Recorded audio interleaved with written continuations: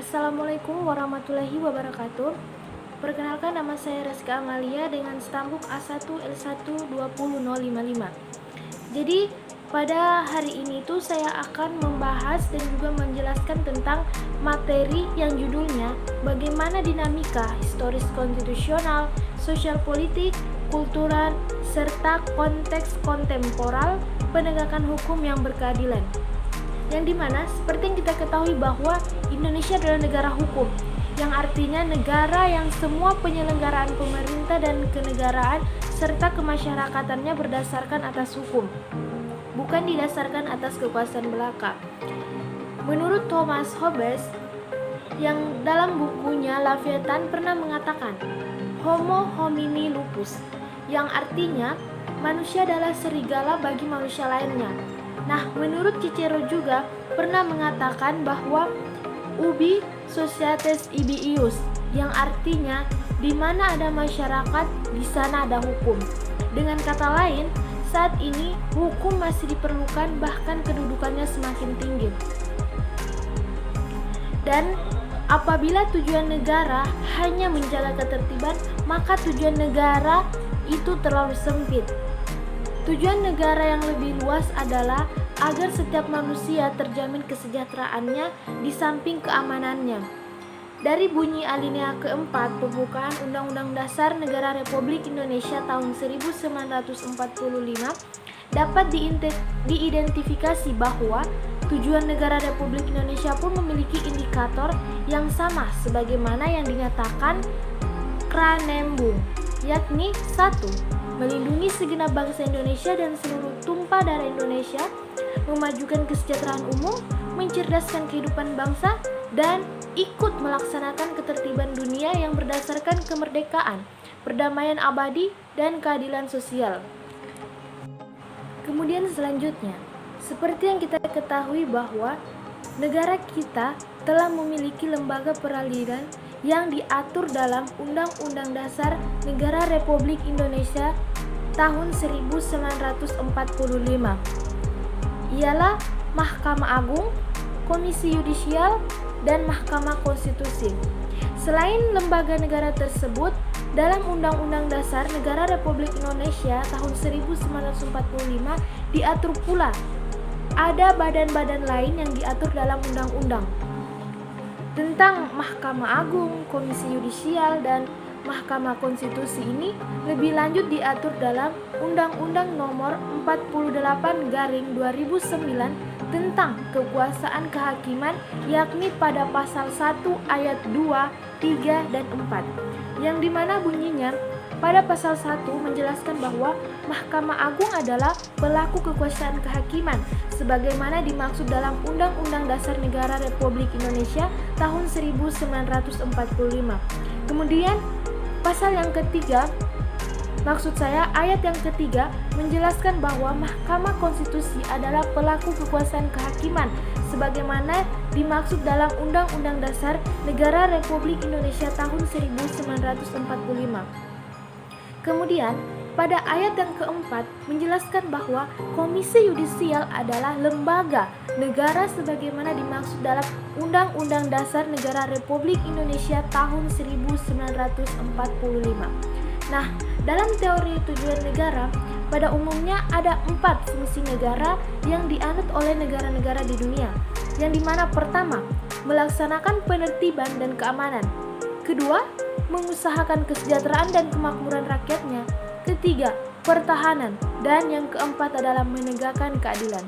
Nah, pelaksanaan fungsi keempat yakni menegakkan keadilan, fungsi negara dalam bidang peradilan dimaksudkan untuk mewujudkan adanya kepastian hukum. Fungsi ini dilaksanakan dengan berdasarkan pada hukum dan melalui badan-badan peradilan yang didirikan sebagai tempat mencari keadilan. Kemudian yang selanjutnya, mungkin banyak yang bertanya, mengapa diperlukan penegakan hukum yang berkeadilan? Nah, dengan munculnya pertanyaan itu, yang Anda dapat mempertanyakan secara kritis terhadap masalah-masalah tersebut, yakni memiliki beberapa contoh yang dapat diajukan. Yang pertama, Mengapa banyak oknum operator negara yang belum baik dan terpuji? Siapa aparat penegak hukum atau badan peradilan yang ada di Indonesia? Mereka masih melakukan praktik KKN yang merugikan keuangan negara yang dikumpulkan dari uang rakyat melalui pajak, praktik suap, perilaku premanisme, dan perilaku lain yang tidak terpuji. Padahal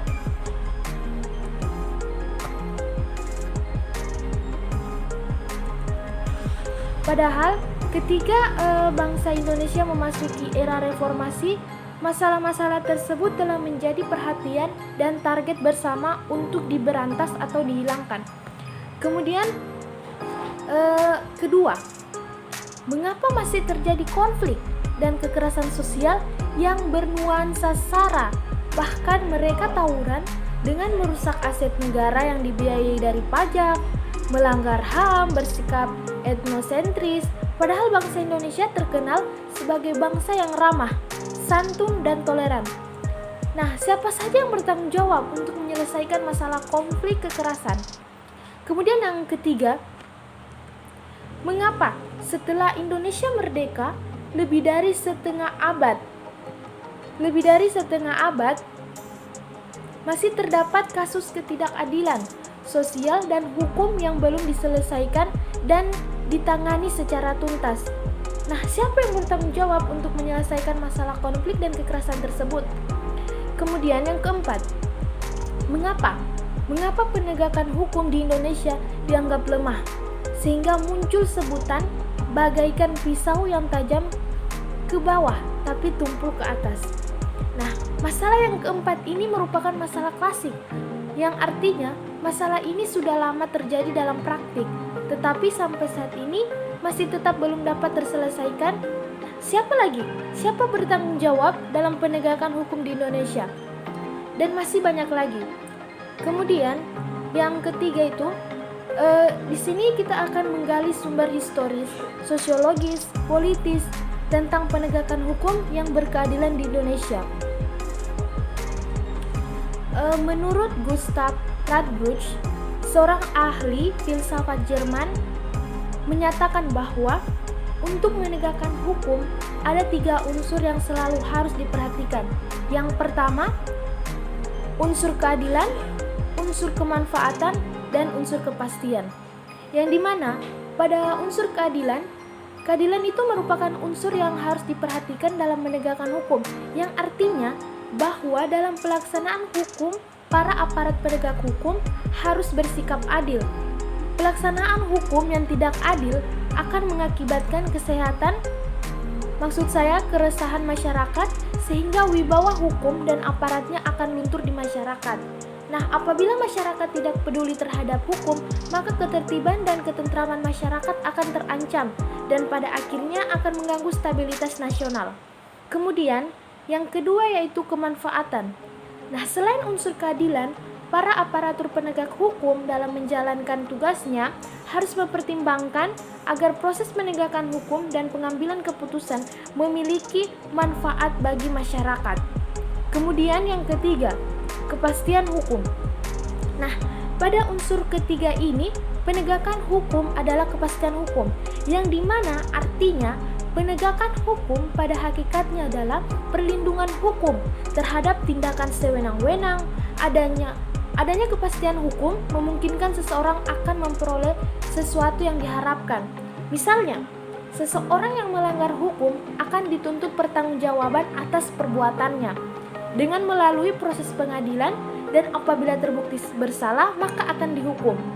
Nah, oleh karena itu adanya kepastian hukum sangat penting, yang dimana orang tidak akan mengetahui apa yang harus diperbuat bila tanpa adanya kepastian hukum, sehingga akhirnya akan timbul keresahan.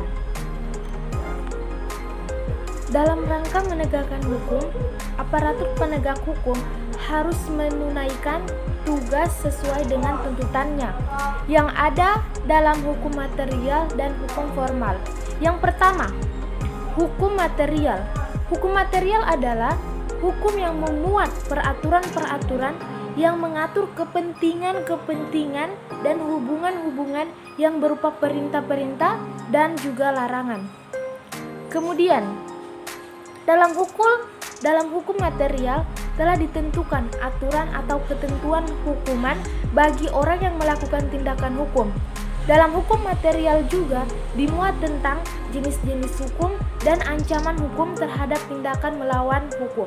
Kemudian yang kedua itu hukum formal atau biasa juga disebut dengan hukum acara, yang dimana peraturan hukum yang mengatur tentang cara bagaimana mempertahankan dan juga menjalankan peraturan hukum material. Contohnya itu seperti hukum acara pidana yang diatur dalam Kitab Undang-Undang Hukum Acara Pidana KUHP dan hukum acara perdata. Nah, melalui hukum acara inilah hukum material dapat dijalankan dan dimanfaatkan. Nah, tanpa adanya hukum acara, maka hukum material tidak dapat berfungsi. Yang pertama, ada lembaga penegak hukum. Nah, lembaga penegak hukum ini terbagi menjadi yang pertama, kepolisian. Kepolisian, khususnya kepolisian negara Indonesia, itu merupakan alat negara penegak hukum yang terutama bertugas memelihara keamanan dan ketertiban di dalam negeri. Dalam kaitannya dengan hukum, khususnya hukum acara pidana, kepolisian negara bertindak sebagai penyelidik dan penyidik. Kemudian, penyelidik adalah setiap pejabat polisi negara Republik Indonesia mempunyai wewenang. Yang pertama, menerima laporan atau pengaduan dari seseorang tentang adanya tindakan pidana. Kemudian yang kedua, mencari keterangan dan juga barang bukti. Yang ketiga, menyuruh berhenti seorang yang dicurigai dan menanyakan serta memeriksa tanda pengenal diri. Kemudian yang keempat, mengadakan tindakan lain menurut hukum yang bertanggung jawab. Kemudian yang kedua, yakni kejaksaan. Nah, dalam kaitannya dengan pelaksanaan atau penegakan hukum, kejaksaan berkedudukan sebagai lembaga pemerintahan yang melaksanakan kekuasaan negara di bidang penuntutan. Berdasarkan pasal 4 Undang-Undang Nomor 16 Tahun 2004 tentang Kejaksaan Republik Indonesia, pelaksanaan kekuasaan negara di bidang penuntutan tersebut diselenggarakan oleh yang pertama, Kejaksaan Agung berkedudukan di Ibu Kota Negara Republik Indonesia dan daerah hukumnya meliputi wilayah-wilayah kekuasaan negara Republik Indonesia. Kemudian yang kedua, Kejaksaan Tinggi berkedudukan di Ibu Kota Provinsi dan daerah hukumnya meliputi wilayah provinsi. Kemudian yang ketiga itu Kejaksaan Negeri, yang dimana berkedudukan di Ibu Kota Kabupaten atau Kota yang daerah hukumnya meliputi daerah kabupaten atau kota. Nah, tugas dan wewenang kejaksaan bukan hanya dalam bidang pidana, tetapi juga di bidang perdata dan tata usaha negara. Nah, di bidang ketertiban dan kepentingan umum, serta dapat memberikan pertimbangan dalam hukum kepada instansi pemerintah lainnya. Yang dimana pada pasal 30 Undang-Undang Nomor 16 Tahun 2004 tentang Kejaksaan Republik Indonesia dinyatakan bahwa di bidang pidana kejaksaan mempunyai tugas dan wewenang, yang dimana yang pertama melakukan penuntutan, kedua melaksanakan penetapan hakim dan putusan pengadilan yang telah memperoleh hukum tetap, kemudian ketiga melakukan pengawasan terhadap pelaksanaan putusan pidana tersebut, putusan pidana pengawasan dan putusan lepas bersyarat. Kemudian yang keempat, melakukan penyelidikan terhadap tindakan pidana tertentu berdasarkan undang-undang. Kemudian yang terakhir itu melengkapi berkas perkara tertentu, dan untuk itu dapat melakukan pemeriksaan tambahan sebelum dilimpahkan ke pengadilan yang dalam pelaksanaannya dikoordinasikan dengan penyidik. Kemudian yang ketiga, yang termasuk dalam lembaga penegak hukum, yaitu kehakiman. Jadi kehakiman itu merupakan suatu lembaga yang diberi kekuasaan untuk mengadili. Adapun hakim adalah pejabat hakim adalah pejabat peradilan negara yang diberi wewenang oleh undang-undang untuk mengadili. Nah, menurut pasal 1 Undang-Undang Nomor 8 tahun 1981 tentang Undang-Undang Hukum Acara Pidana KUHP, mengadili adalah serangkaian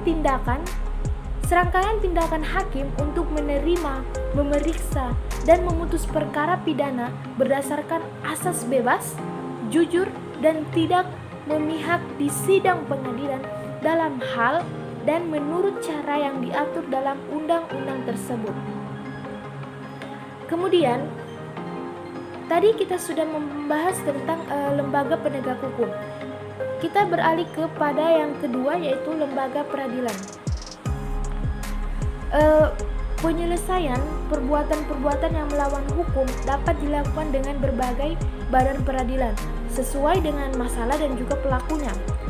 Dalam bagian pertimbangan Undang-Undang Nomor 48 Tahun 2009 tentang kekuasaan kehakiman, ditegaskan bahwa kekuasaan kehakiman menurut Undang-Undang Dasar Negara Republik Indonesia tahun 1945 merupakan kekuasaan yang merdeka yang dilakukan oleh sebuah Mahkamah Agung dan badan peradilan yang berada di bawahnya dalam lingkungan peradilan umum, lingkungan peradilan agama, lingkungan peradilan militer, lingkungan peradilan tata usaha, dan oleh sebuah mahkamah konstitusi untuk menyelenggarakan peradilan guna menegakkan hukum keadilan.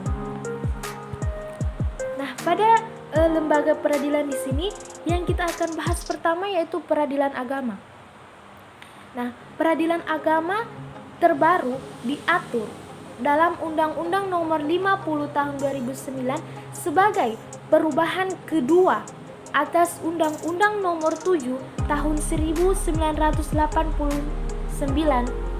yang dimana berdasarkan undang-undang tersebut peradilan agama bertugas dan berwenang memeriksa perkara-perkara di tingkat pertama antara orang-orang yang beragama di Islam di bidang perkawinan, kewarisan, wasiat, dan hibah yang dilakukan berdasarkan hukum Islam serta wakaf dan sedekah. Kemudian yang kedua, yaitu peradilan militer. Nah, wewenang peradilan militer menurut Undang-Undang Darurat Nomor 16/1950 yang telah diperbarui menjadi Undang-Undang Nomor 31 Tahun 1997 tentang peradilan militer adalah memeriksa dan memutuskan perkara pidana terhadap kejahatan atau pelanggaran yang dilakukan oleh yang pertama, seseorang yang pada waktu itu adalah anggota Angkatan Perang Republik Indonesia. Kemudian yang kedua, seorang yang pada waktu itu adalah orang yang oleh Presiden dengan peraturan pemerintah ditetapkan sama dengan Angkatan Perang Republik Indonesia. Kemudian yang ketiga, seorang yang pada waktu itu ialah anggota suatu golongan yang dipersamakan atau dianggap sebagai Angkatan Perang Republik Indonesia oleh atau berdasarkan undang-undang. Kemudian yang keempat, yakni orang yang tidak termaksud golongan tersebut, yakni pada nomor 1, 2, dan 3, tetapi atas keterangan Menteri Kehakiman harus diadili oleh pengadilan dalam lingkungan peradilan militer. Kemudian yang ketiga yaitu peradilan tata usaha negara. Nah, peradilan tata usaha negara diatur Undang-Undang Nomor 5 Tahun 1986 yang dimana telah diperbarui pula menjadi Undang-Undang Nomor 9 Tahun 2004. Nah, dalam pasal 1 ayat 1 disebutkan bahwa tata usaha negara adalah administrasi negara yang melaksanakan fungsi untuk menyelenggarakan urusan pemerintahan baik di pusat maupun di daerah. Kemudian yang keempat, peradilan umum. Nah, peradilan umum ini adalah salah satu pelaksanaan kekuasaan kehakiman bagi rakyat pencari keadilan pada umumnya. Rakyat pada umumnya apabila melakukan suatu pelanggaran atau kejahatan yang menurut peraturan dapat dihukum akan diadili dalam lingkungan peradilan umum untuk menyelesaikan perkara-perkara yang termasuk wewenang peradilan umum yang digunakan beberapa tingkat atau badan pengadilan. Kemudian setelah membahas tentang konsep para penegak hukum, kejaksaan dan lain sebagainya, yang terakhir di sini kita akan membahas tentang argumen tentang dinamika dan tantangan pendidikan hukum yang berkeadilan di Indonesia.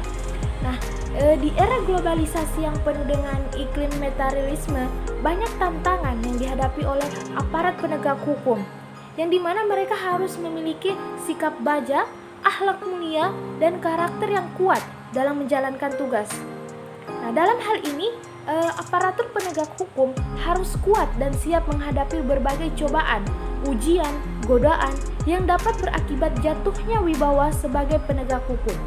Nah, penegak hukum harus tahan terhadap upaya oknum masyarakat atau pejabat lain yang akan mencoba untuk menyuap. Nah, selain itu, pemerintah perlu melakukan upaya preventif dalam mendidik warga negara, termasuk melakukan pembinaan kepada semua aparatur negara secara terus-menerus.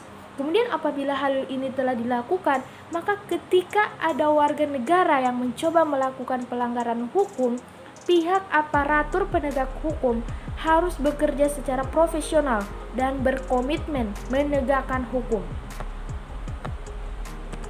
Kemudian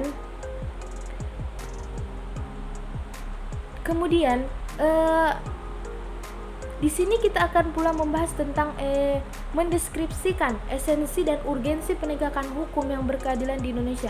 Nah, pada dasarnya di sini esensi dan urgensi penegakan hukum itu memiliki tujuan, yakni untuk mewujudkan peraturan hukum demi terciptanya ketertiban dan juga keadilan masyarakat. Apa yang tertera dalam peraturan hukum, yakni pada pasal-pasal hukum material, sejogjanya dapat terwujud dalam proses pelaksanaan atau penegakan hukum di masyarakat. Ketidakadilan penegakan hukum, terlebih tidak adanya aturan hukum, akan mengakibatkan kehidupan masyarakat menjadi kacau, di mana negara atau bangsa Indonesia sebagai negara modern dan menganut sistem demokrasi konstitusional telah memiliki sejumlah peraturan perundangan, lembaga-lembaga hukum, badan-badan lainnya, dan aparatur penegak hukum. Namun demi kepastian hukum untuk memenuhi rasa keadilan masyarakat, upaya penegakan hukum harus selalu dilakukan secara terus-menerus. Mungkin itu saja yang bisa saya paparkan pada kesempatan kali ini. Lebih dan kurangnya mohon dimaafkan. Saya akhiri dengan ucapan wassalamualaikum warahmatullahi wabarakatuh dan terima kasih atas